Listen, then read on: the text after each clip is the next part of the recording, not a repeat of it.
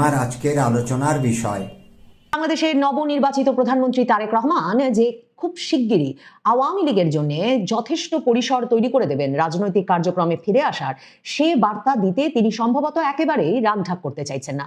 আসলে তারেক রহমান শুধু যে নির্বাচনের পরে এ বিষয়টায় খোলামেলা বক্তব্য রাখা শুরু করেছেন বা ইঙ্গিত দিচ্ছেন সরাসরি তাই নয়, তিনি কিন্তু মনে করে দেখুন নির্বাচনের আগেও যতগুলো বিদেশি সংবাদ মাধ্যমে আওয়ামী লীগের রাজনৈতিক কার্যক্রম যে নিষিদ্ধ এ বিষয়টি তিনি কিভাবে দেখেন, কিংবা আওয়ামী লীগ সভানেত্রী শেখ হাসিনার সন্তানেরা রাজনীতিতে ফিরে আসলে ব্যাপারটাকে তিনি কিভাবে দেখেন, এই সব প্রশ্নেরই তিনি খুব স্ট্যান্ডার্ড উত্তর দিয়েছেন। মানে একই রকম উত্তর তিনি বারবার সংবাদ মাধ্যমগুলোকে দিয়েছেন, ভোটারদের উদ্দেশ্যে বার্তা দিতে, বাংলাদেশের রাজনৈতিক বিশ্লেষক পর্যবেক্ষকদের উদ্দেশ্যে বার্তা দিতে এবং বার্তা দিতে আওয়ামী লীগের নেতা কর্মী সমর্থকদের উদ্দেশ্যে যে বিএনপি তাদের জন্য জামায়াতে ইসলামীর চেয়ে অনেক নিরাপদ একটা চয়েস, একটা পছন্দ, এবং বিএনপি হলেও রাজনীতিতে শেষ পর্যন্ত বিএনপি তারেক রহমান তারা নির্বাচিত হয়ে এলে পরিসর তারা আবারও তৈরি করবেন।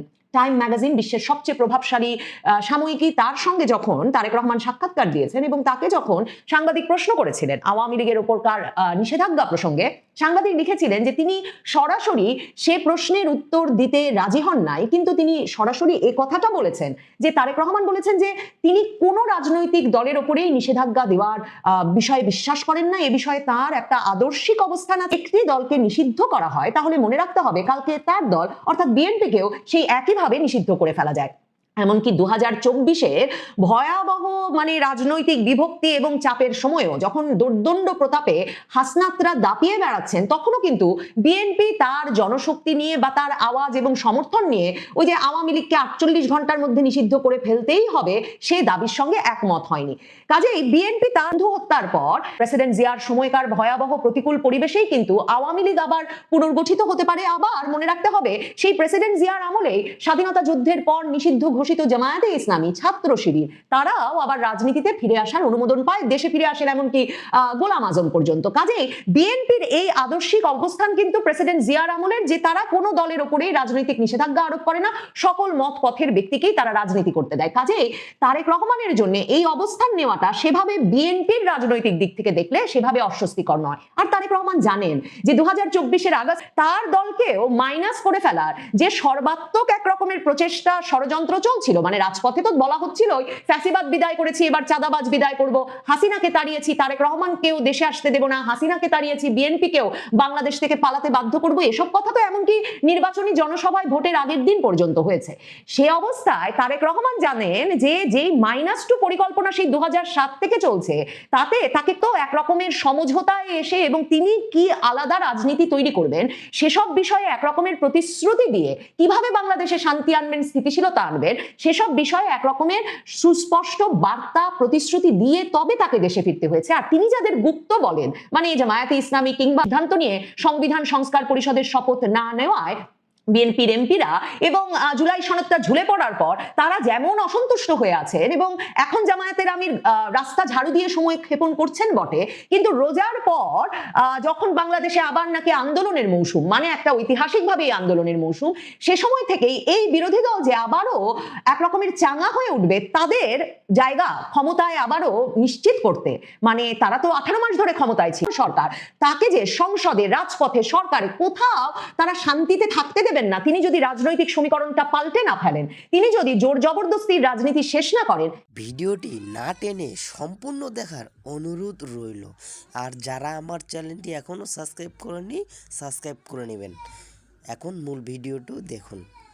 ডিসেম্বর দেশে ফিরেই তার স্বাগত জানানোর সম্বর্ধনার যে সভা, সেখানে যেমন সে ঘোষণা দিয়েছিলেন, প্রধানমন্ত্রী হিসেবে তার প্রথম ভাষণেও তিনি উল্লেখ করেছেন, সরাসরি বলেছেন, আমি দেশবাসীর উদ্দেশ্যে একটা বার্তা দিতে চাই, মুসলমান, হিন্দু, বৌদ্ধ, খ্রিস্টান তথা দল, মত, ধর্ম, বর্ণ নির্বিশেষে পাহাড়ে কিংবা সমতলে বসবাসকারী এই দেশ আমাদের সবার, প্রতিটি নাগরিকের জন্যই এই দেশকে আমরা একটা নিরাপদ ভূমিতে পরিণত করতে চাই, একটা স্বনির্ভর, নিরাপদ, মানবিক গণতন্ত্র। এখন কেউ যদি মনে করেন যে এটা হচ্ছে দলমত, ধর্ম, বর্ণ নির্বিশেষে সকলের জন্য সমান বাংলাদেশ গড়ে তুলতে চায়, যেমনটা জামায়াতে ইসলামীর নেতারাও বলেন, জাতীয় নাগরিক পার্টির নেতারাও বলেন, বিএনপি প্রধান তারেক রহমানও সে সুরেই বলেছেন, ভেবে নিয়েছেন যে সকল দলমত, ধর্ম, বর্ণ নির্বিশেষের মানুষ তাদের ভোটার হয়ে গেছেন, তাদের সমর্থক হয়ে গেছেন, সেটা যাতে এই নিয়ে যাতে কোনো কনফিউশন সংশয় তৈরি না হয়, তারেক রহমান তার বক্তব্যটাতে শেষ করেন একটা সুস্পষ্ট বার্তা সমর্থক ভোটারদের জন্য। সবচেয়ে বড় বার্তা যে তিনি আওয়ামী লীগের রাজনৈতিক পরিসর তৈরিতে কোনো বাধা দেবেন না, তিনি আওয়ামী লীগের রাজনৈতিক পরিসর তৈরির সুযোগ দেবেন এবং সেটা খুব শিগগিরই। তারেক রহমান তার বক্তব্যের শেষে বলেন যে সরকার প্রধান হিসেবে আমি দেশবাসীর উদ্দেশ্যে একটা বিষয়ের প্রতি দৃষ্টি আকর্ষণ করে বলতে চাই, নবগঠিত সরকার গঠনের সুযোগ দিতে যারা বিএনপিকে ভোট দিয়েছেন কিংবা দেননি, সবার অধিকার সমান। বিএনপি সরকার বিশ্বাস করে দল মত ধর্ম দর্শন যার যার রাষ্ট্র সবার এই দেশে এই রাষ্ট্রে একজন বাংলাদেশী হিসেবে আপনার আমার আমাদের প্রতিটি বাংলাদেশী আছেন যারা অন্য দলকে ভোট দিয়েছেন কিংবা কাউকেই ভোট দেননি। এই যে তারেক রহমান সুনির্দিষ্টভাবে বললেন যে কাউকেই ভোট দেননি, এটা মানে এটা নিয়ে কোনো দ্বিধা সংশয় বা লুকোছাপার ব্যাপার নাই যে তারেক রহমান সরাসরি এই কথাটা বলবার সময় আওয়ামী লীগের ভোটার আওয়ামী লীগের নেতা কর্মী সমর্থকদের উদ্দেশ্যে কথা বলেছেন। কারণ আওয়ামী লীগ নির্বাচন বর্জনের সিদ্ধান্ত নিয়েছিল, আওয়ামী লীগ ভোটাররা ব্যাপকা মার্কা নাই যে ব্যালটে, সেখানে তারা ভোট দিতে গিয়ে কি করবেন। এরপর আওয়ামী লীগের একটা অংশ ভোট দিতে গেছেন বিএনপিকে জামাত ঠেকাতে, এবং সে ভোট বিএনপির এরকম একটা নির্বাচনে কতটা কাজে এসেছে সেটাও তারেক রহমান জানেন। মানে তাদের এই যে রাজনৈতিক অস্তিত্ব রক্ষার যে নির্বাচন, সে নির্বাচনে সে ভোট কতটা কাজে এসেছে সেটা যেমন তারেক রহমান জানেন, বিপুল সংখ্যক মানুষ যে ভোট দিতে আসেন নাই সেটাও তারেক রহমান জানেন এবং স্বীকার করতে তিনি পিছপা হন নাই। সেটা কিন্তু ভীষণ তাৎপর্যপূর্ণ এবং উল্লেখযোগ্য। দেখেন বিএনপির বিদ্রোহী নেত্রী রুমিন ফারহানা তিনি শপথ গ্রহণের পরেই দেখছিলাম বলছিলেন সংবাদ মাধ্যমের সামনে এসে যে অন্তত 30% মানুষ তো ভোট দেয় না এবার, কারণ আওয়ামী লীগের অন্তত 30% ভোটার আছে। কাজেই তিনি ওই যে বিএনপির সংসদ সদস্য হয়ে 2018 নির্বাচনের পর সংসদে এসেছিলেন আর এ দফায় 2026 সংসদে যাচ্ছেন, তিনি বলছেন পথ দেখছেন না। তাহলে এই আলাপটা যে রাজনৈতিক পরিসরে আছে সেটা তারেক রহমান নতুন প্রধানমন্ত্রী স্বীকার করেন, এবং যারা ভোট দিতে চান নাই তাদের যদি তিনি প্রধানমন্ত্রী হয়ে উঠতে না পারেন তাহলে যে তিনি আসলে সরকারে সংসদে কোথাও স্থিতিশীলতা পাবেন না, একটা সবার সরকার না হয়ে উঠতে পারলে একটা স্থিতিশীলতা দিতে পারবেন না নিজে যেমন জনগণকে, তেমনি তিনি প্রধানমন্ত্রী হয়ে আসলে স্বস্তিতে বসতে পারবেন না, সরকারটা গুছিয়ে নিতে পারবেন না। তারেক রহমান স্পষ্ট সেটা বোঝেন, তার আওয়ামী পরিসরে ফেরানোর প্রয়োজন সে কারণেও। তারেক রহমানকে ভোটের পর যে সংবাদ সম্মেলন তিনি করলেন দেশি বিদেশি সাংবাদিকদের উপস্থিতিতে, সেখানে জিজ্ঞেস করা হয়েছিল, এক বিদেশি সাংবাদিক জিজ্ঞেস করেছিলেন যে আপনি আওয়ামী লীগের সঙ্গে রিকনসিলিয়েশনের ব্যাপারে কি ভাবছেন, কিভাবে রিকনসিলিয়েশন করবেন, মানে সমঝোতার পরিবেশ সহাবস্থানের পরিবেশ কিভাবে তৈরি করবেন। দুটো তিনটে শব্দে ইংরেজিতে উত্তর দিয়েছেন তারেক রহমান। তিনি বলেছেন through rule of law. To remain supporters of the Awami League, what are your plans for reconciliation in Bangladesh? By ensuring rule of law. এই আইনের শাসনের মাধ্যমে যে তিনি আসলে আওয়ামী লীগের রাজনীতিকে বাংলাদেশে ফেরবার পরিসর করে দেবেন, সেটাই আসলে তার স্ট্র্যাটেজি। এই যে আইনের শাসনের মাধ্যমে একটা সমঝোতার পরিবেশ, সকলের সহাবস্থানের পরিবেশ তিনি তৈরি করবেন, সে কথাটাও কিন্তু তিনি জাতির উদ্দেশ্যে দেওয়া প্রথম ভাষণে পরিষ্কার করে বলেছেন। তিনি বলেছেন দেশের প্রতিটি সাংবিধানিক এবং সরকারি বেসরকারি প্রতিষ্ঠান চলবে বিধিবদ্ধ নীতি নিয়মে, দলীয় কিংবা রাজনৈতিক প্রভাব প্রতিপত্তি অশেষ কথা। এই যে থানার পর থানাতে অজ্ঞাতনামাদের মামলায়, মানে কোনো একটি জুলাই হত্যা, যে ক্ষেত্রে অনেক ক্ষেত্রে যারা হত্যার শিকার হয়েছেন সেই পরিবারের সদস্যরা বলছেন তারা মামলা দেন না, সেই ব্যক্তি নিজে এসে সংবাদ মাধ্যমের সামনে বলছেন তিনি নিহতও হন নাই, এমন সব হত্যা মামলা সাজিয়ে যে শত শত আওয়ামী লীগ নেতা কর্মী সমর্থক ভোটারদেরকে এলাকা ছাড়া করে ফেলা হয়েছে 18 মাস ধরে, গ্রেফতারের পর গ্রেফতার করে 18 মাস ধরে জামিনবিহীন অবস্থায় তাদেরকে কারাগারে আটকে রাখা হয়েছে। এই যে একটা আইনগতভাবে মানবেতর পরিস্থিতি সৃষ্টি করা হয়েছে আসিফ নজরুলের আমলে, আর জাহাঙ্গীর আলম চৌধুরী আর আসিফ নজরুল আইন উপদেষ্টা তারা এসে সংবাদ মাধ্যমের সামনে প্রকাশ্যেই ঘোষণা দিচ্ছেন যে তারা হুঁশিয়ার করে দিয়ে বলতে চান যে আওয়ামী লীগের সঙ্গে সম্পর্কিত কারো যাতে জামিন না হতে পারে। তারেক রহমান বারবার তাই সমাধান দিচ্ছেন through rule of law.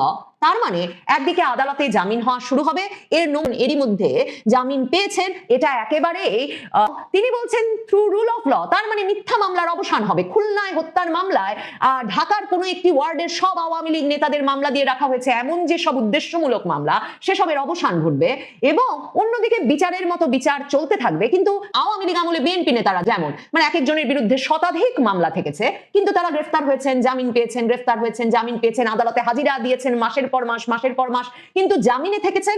BNP রাজনৈতিক কার্যক্রম চালিয়ে গেছে, রাজনৈতিক কর্মসূচি চালিয়ে গেছেন তারা, এবং তারা তাদের দল সংগঠনকে চাঙা রাখতে পেরেছে। আওয়ামী লীগের জন্য করে দেবেন, তার প্রথম ভাষণে সেটা একেবারে পরিষ্কার। আওয়ামী লীগের রাজনৈতিক পরিসরে ফেরার ব্যবস্থা তারেক রহমান তার একছত্র আধিপত্য এবং নিরঙ্কুশ বিজয়ের পর আওয়ামী লীগের মধ্যে এক ধরনের আত্মবিশ্বাস লক্ষ্য করা গেছে। অনেক ক্ষেত্রে আওয়ামী লীগের যারা নেতাকর্মী রয়েছেন তারা বেশ উৎফুল্ল, আনন্দের বন্যা, এবং মনে হয় যেন আকাশের চাঁদ তারা পেয়েছে। কেউ কেউ প্রকাশ্য রাজনীতির স্বপ্ন দেখছে, অনেকে চিন্তা করছে যে শেখ হাসিনা যে কোনো মুহূর্তে ফিরে আসতে পারেন, আবার অনেকে আওয়ামী লীগের অফিসে বসে রাজনীতি করার স্বপ্নে বিভোর হয়ে পড়েছেন। ইতিমধ্যে বেশ কয়েকটি জায়গাতে আমরা সংসদ সদস্য তিনি আওয়ামী লীগের অফিস খুলে দিয়েছেন। আবার এই খবর শুনলাম যে কোনো কোনো অফিসে আবার আওয়ামী লীগের নেতাকর্মীরা স্বপ্রণোদিত হয়ে তারা জাতীয় পতাকা উত্তোলন করেছে। আবার পরবর্তীতে একটা অফিস বোধহয় পুড়িয়ে দেওয়া হয়েছে। তো এখানে দেখুন যে নির্বাচনের সময় নিঃসন্দেহে এমন কিছু ঘটনা ঘটেছে, আমার কারণে বিএনপির নেতাকর্মীরা বিপুল সংখ্যক আওয়ামী লীগের ভোটারদের ভোট তারা লাভ করেছে, এবং প্রায় সব নির্বাচনী এলাকাতে যারা বিএনপির প্রার্থী ছিলেন তারা আওয়ামী লীগ ভোটার, আওয়ামী লীগের রাজনীতি থেকে শুরু করে আওয়ামী লীগ ব্যাপারে বড় বড় ইতিবাচক কথা বলেছেন। তাদের বক্তব্য হলো যে যারা অন্যায় করার কারণে তাদের বিরুদ্ধে কোনো রকম অন্যায় করা যাবে না, তাদেরকে হয়রানি করা যাবে না, এবং তাদেরকে প্রকাশ্যে রাজনীতি করতে দিতে হবে, এবং আমরা সেই নিরাপত্তা দেব। কোনো কোনো এলাকাতে সংসদ সদস্য যারা প্রার্থী তারা আওয়ামী লীগকে নিজেদের কাছে নিয়ে নিয়েছেন এবং আওয়ামী লীগের নিরাপত্তা দেওয়ার ব্যাপারে তারা দৃঢ়তা প্রদর্শন করেছেন, আওয়ামী লীগের জিম্মা নিয়েছেন।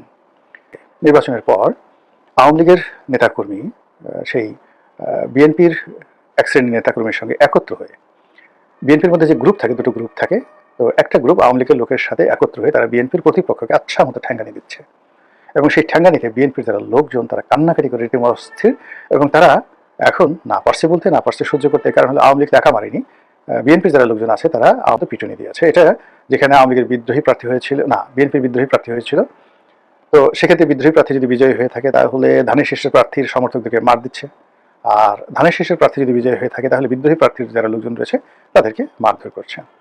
এবারে যারা বিএনপি জোটের শরিক দল হিসেবে বিজয়ী হয়ে এসেছেন, তো এই বিজয়ীরা তাদের নিজেদের দল, যারা কমিটির যারা লোকজন, তারা আওয়ামী লীগের ভোট সবার সাহায্য এবং সহযোগিতা নিয়েই সংসদে এসছে, এবং সেই এলাকাগুলোতে এখন আইনশৃঙ্খলা রীতিমতো হুমকির মুখে, ব্যাপক সংঘর্ষ হচ্ছে বিভিন্ন জায়গাতে, এবং এটি বাড়তে থাকবে। তো এই যে এটি অবস্থা, সেই অবস্থায় নিঃসন্দেহে আওয়ামী লীগের যারা লোকজন রয়েছে তারা খুশি করতে পারেননি। অধিকন্ত ডক্টর মোহাম্মদ ইউনূসের যে জমানা, এটাকে মানে ওই যে পঙ্কজ উদাসের মতো নিকলো না নিকাব জামানা খারাপ হ্যায়, তো তারা বলতে গেলে অনেকটা হিজাব পরে, আওয়ামী লীগের লোকজন অনেকটা হিজাব পরে সমাজে চলাফেরা করতেন, আর কোনো অবস্থাতে সেই হিজাব বা নেকাব তারা খুলতেন না। এর কারণ হলো জমানা খুব খারাপ, ডক্টর মোহাম্মদ ইউনূসের জমানা তাদের কাছে ভীষণ রকম বিষদায়ক ছিল।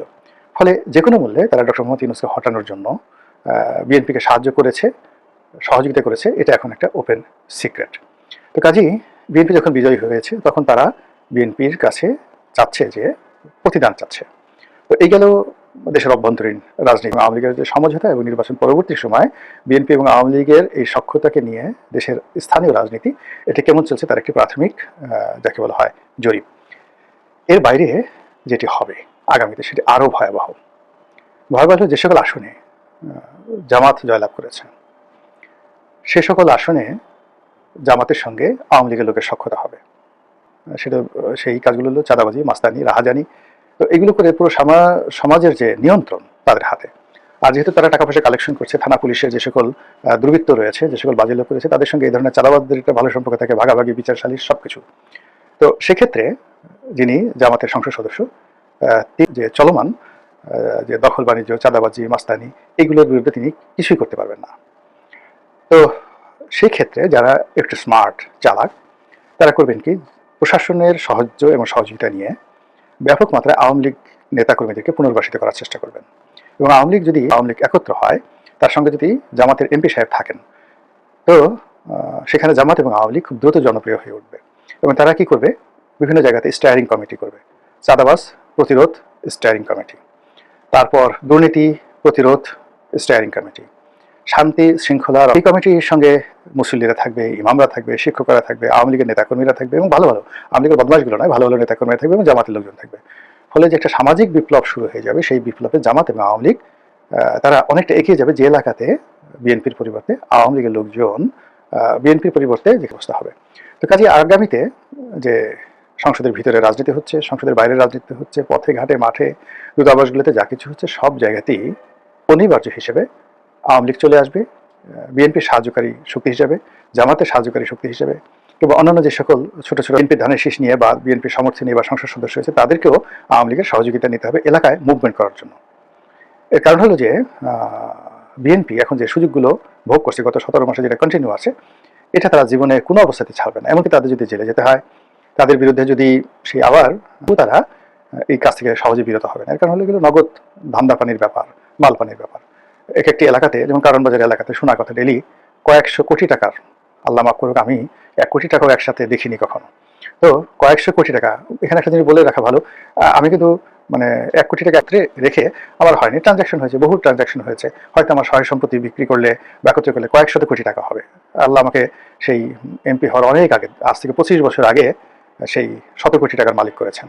তো মানে আমি বললাম এই অর্থে যে মানে একত্রে সেই টাকাগুলো টেবিলে রেখে গোনা জমা করা, এটা আমার জীবনে কখনো হয়নি, করেছি সেভাবে চলেছে। এনিওয়ে, তো যেটা বললাম যে যারা দুর্নীতি করে, তো তাদের কাছে তো অনেকের এই দুর্নীতির টাকা রাখার জন্য বড় বড় সিন্দুক থাকে। 1 কোটি টাকা যদি আপনার কাছে থাকে, 1000 টাকার বান্ডেল যদি হয়, তাহলে কতগুলো বান্ডেল লাগে? 100টা বান্ডেল লাগে 1 কোটি। যদি 100 কোটি হয়, তাহলে কতগুলো বান্ডেল লাগে? কেবল সিন্দুক লাগে। এবং এই ধরনের মানে 100 কোটি টাকা কারণ বাজার থেকে যদি কেউ বহন করে নিতে হয়, তাহলে তো তার একটা রীতিমতো পিক আপ লাগবে। তো এটাই আমি বলছিলাম যে এই যে এত টাকার যে লেনদেন, এটা তো কারো ঝাড় ফুঁক কিংবা কারো ধরেন নীতি কথা, এতে কেউ বন্ধ করবে না। লোভ, টাকার লালসা, টাকার মায়া, টাকার মোহ এত নির্মম, এত নিষ্ঠুর যে টাকার জন্য অনেকে দেশ বিক্রি করে, টাকার জন্য অনেকে নিজের মাকে বিক্রি করে দেয়, স্ত্রীকে বিক্রি করে দেয়, কন্যাকে বিক্রি করে দেয়, টাকার জন্য নিজের কিডনি বিক্রি করে দেয়, নিজের চোখ বিক্রি করে দেয়, হার্টের বাল্ব বিক্রি করে দেয়। এই হলো টাকা। যারা শত শত কোটি টাকা চাঁদাবাজি করছে, তারা কোরআনের কোনো আয়াত দ্বারা বা হাদিসের কোনো যাকে বলা নির্দেশনা দ্বারা এগুলো বন্ধ করে দেবেন, এটা হয় না। ফলে এদের বিরুদ্ধে একটা দুর্বার আন্দোলন গড়ে তুলবে যারা চাঁদাবাজ বিরোধী লোকজন, বিশেষ করে জামাতের যারা লোকজন, যারা এটা প্রচার করছে। আর এই কাজ করার জন্য তাদের ম্যান পাওয়ার লাগবে, আর সেই ম্যান পাওয়ার এখন তারা আওয়ামী লীগ থেকে নেবে, রাজনীতির হিসাব। এবং সেই হিসাবে দূর থেকে বসে, বিশেষ করে দিল্লি থেকে বসে এই দৃশ্য দেখবে শেখ হাসিনা, আর হাসবে এবং খুশি হবে। এবং তিনি যদি ফুস করে নিজের ইচ্ছায় হোক, সরকারের ইচ্ছায় হোক, জামাতের ইচ্ছায় হোক, তারেক জিয়ার ইচ্ছায় হোক, নরেন্দ্র মোদীর ইচ্ছায় হোক, অলানে ছাড়েন, কোনো একদিন হঠাৎ করে যদি আপনি দেখেন তীর করে ঢুকে গেছে, অথবা মেহেরপুর বৈদ্যনাথ তলা থেকে মানে ওখান দিয়ে ঢুকে গেছে, অথবা চাঁপাই নবাবগঞ্জ দিয়ে ঢুকে গেছে, এটা বা ওই শিলিগুড়ি দিয়ে ঢুকে গেছে, রংপুর দিনাজপুর দিয়ে। ওখানে তো তার দিনাজপুরের যে ওই এলাকার তো তার স্বামীর বাড়ি, ডক্টর মোহাম্মদ ওয়াজেদ সাহেবের বাড়ি, তো তিনি সেখান থেকে ঢুকে গেছেন। এরকম একটা পরিস্থিতি যদি তৈরি হয়ে যায়, তখন কি বলবেন বলেন? মহান আল্লাহ আমাদের সবাইকে হেদায়েত দান করুন এবং হেফাজত। প্রিয় দর্শক, এতক্ষণ ভিডিওটি দেখে কেমন লাগলো অবশ্যই আমাদেরকে কমেন্টে জানিয়ে দেবেন। সবাইকে ধন্যবাদ।